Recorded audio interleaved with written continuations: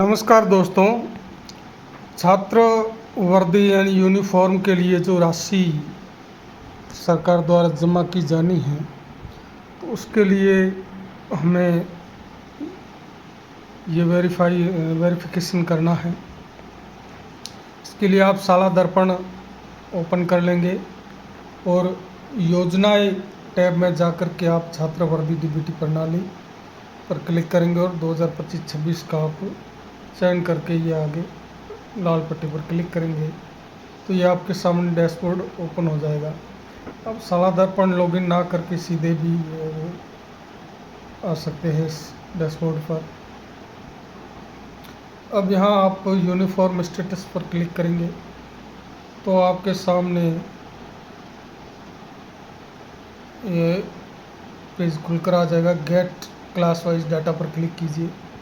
जैसे ही gate class wise data पर click करेंगे आपके सामने ये सारी कक्षाएं खुलकर आ गई हैं। तो इसमें एक चीज़ मैं आपको बता दूं, जैसे ये कक्षा 1 है तो यहाँ लिखा है टोटल स्टूडेंट्स 6। तो इसका अर्थ ये है कि ये टोटल नामांकन नहीं है, बल्कि ये टोटल एलिजिबल स्टूडेंट्स है।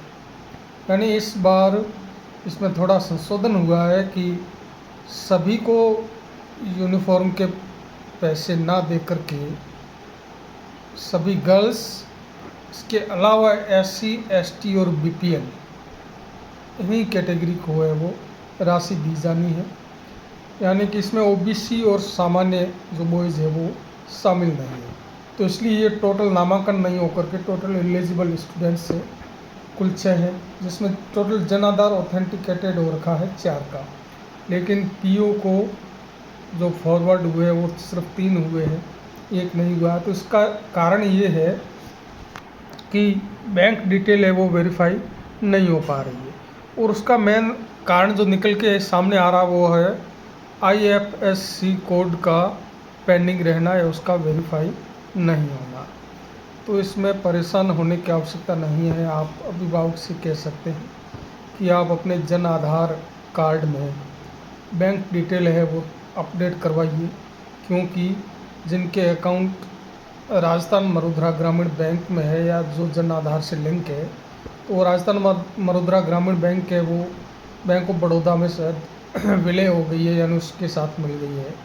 तो अब IFSC कोड है वो चेंज हो गई है, तो उसको अपडेट करवाना ज़रूरी है। अपडेट करवाने के बाद ही ये बैंक डिटेल है वो वेरीफाई हो सकेगी। अब जैसे मैं यहाँ कक्षा 8 पर क्लिक करता हूँ तो ये देखिए यहाँ सिर्फ एक ही छात्र है वो फॉरवर्ड हुआ, बाकी पेंडिंग बता रहे हैं। मैं इस डिटेल अगर वेरीफाई करता हूँ और फैच करता हूँ तो ये देखिए आप